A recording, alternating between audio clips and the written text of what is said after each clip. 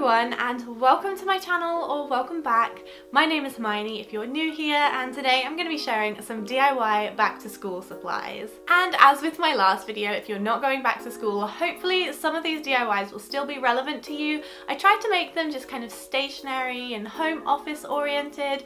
Maybe you can use some of these in a workplace as well. So if you're not going back to school, hopefully you still enjoy this video. Anyway, with all of that being said, let's jump right into these DIYs.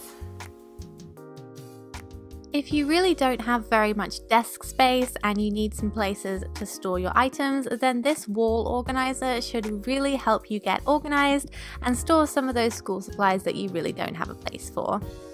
For this project, you'll need a coat hanger with some clips on the end and a piece of cardboard. You'll also need an old pillowcase. So what I'm doing here is putting the piece of cardboard in the pillowcase and making sure that I have about an extra 5 or 6 inches at the bottom that I can fold over like so. Flip it over once you've done that, and then you can go ahead and hot glue the edges over, wrap them over so they create a nice clean line. While you're doing this, don't forget that you've probably got 2 folds to glue, one on the bottom and then one on top of that. Because my cardboard square was much shorter than the pillowcase, I chopped off the extra fabric, leaving about an inch or 2 to roll over, as you can see here. You can use a little bit of hot glue to keep it in place, and then this way you have this extra piece of fabric for the clips to attach to, so you can go ahead and hang it on the wall. And you can leave it like this, or if you would like to divide the pocket, you can do so by adding thin lines of hot glue, as you can see here, and this way you can make different sized pockets for different sized objects. Go ahead and hang it on your wall, and you should have an organizer that looks something like this. It's very cheap to make, it's easy, and it will store loads of your bits that won't fit on your desk. And next up is just a very simple way to upcycle an old laptop case that you might have lying around and give it more of a metallic feel. To start, you'll need an old laptop case. Mine was kind of dirty and scuffed, so I decided just to give it a coat of this really nice lilac spray paint. Once that was dry, I used some size. This is by Fimo, and it's just for adhering metallic foils. So I used a paintbrush to apply this in a very abstract kind of print, using up and down strokes, and then a thicker paintbrush to distribute it to make it a lot thinner.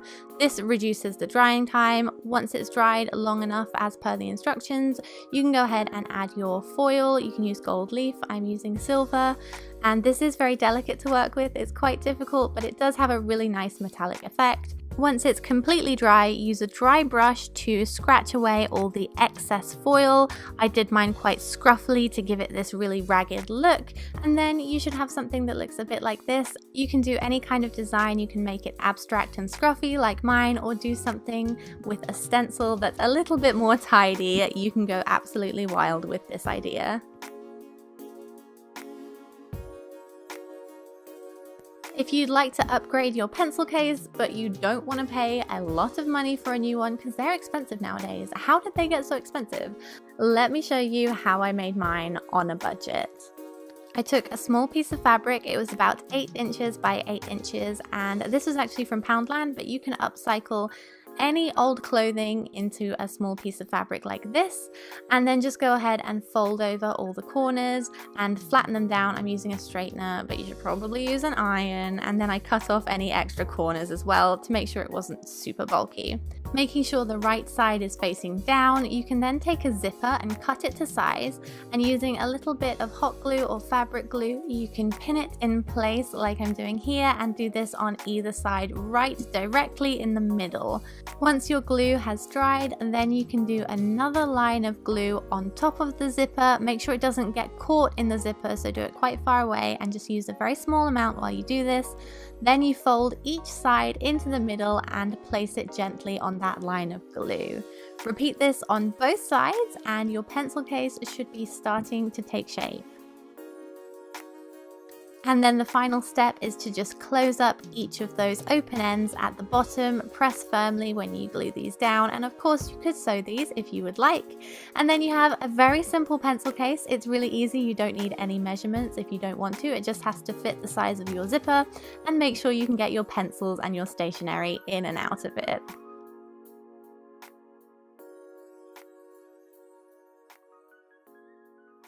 If, like me, you enjoy working from the comfort of your bed or your sofa occasionally, then you might want a new laptop tray. So I'm going to show you how you can DIY it.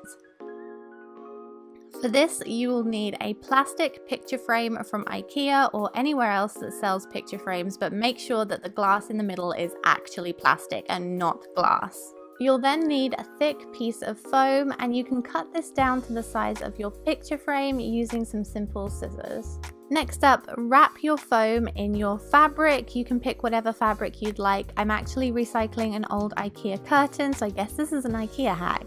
So to do this, you'll want to make sure you have fabric that fits. Put the back of the frame onto the back of the foam and then pull the fabric over and glue it in place. Wrap it kind of like a present and make sure when you do wrap it, it's really tight. With the corners, I'm just doing these triangular corners, like I said, kind of like a present, and then just make sure that, once again, it's very tight when you pull it together. Then to fill the photo frame, I'm using some wrapping paper, just putting that in the frame, and then all I'm doing is using some hot glue to adhere the frame back onto its backing, if that makes sense. So just go ahead and place that frame back in place and clip it in if you can. Once that's done, you have a fully functioning laptop tray, which makes working much more pleasurable because you can do it from the comfort of your own bed. And lastly, here's just a little hack for your pencil sharpener. If the shavings go everywhere when you sharpen your pencil, you might want to make a pencil sharpener shaving holder, if that makes any sense. Anyway, I'm using this old container. I think it was from some mints. A Tic Tac one would probably work even better because it's a little bit bigger. So this is the one I'm using, and all I'm doing is going ahead, taking it apart to make sure that the pencil sharpener I have fits in properly and aligns with the hole. Then, because it was perfectly aligned, I decided to go ahead and spray paint it. I just painted it this pink color, and do make sure that you keep all the pieces separate, which is what I didn't do. That's kind of stupid, but make sure you keep them separate so they don't get stuck together. Then you can decorate it any way you would like. I'm using my label tape to write a little phrase which just says "looking sharp," and I just stuck this on just for the fun of it. You can use stickers or whatever you like. And now when you sharpen your pencils, the shavings will have a place to go. Like I said, a Tic Tac container would probably work a bit better because it's bigger. Even those jumbo ones are great too. And yeah, have fun with this and make it look however you'd like. That's everything I have to share in today's video. I really hope you enjoyed it. I hope it inspired you to get a little bit creative with your workspace. I think that's everything I had to share with you in today's video, so I'm gonna sign out here. Have a great week and goodbye.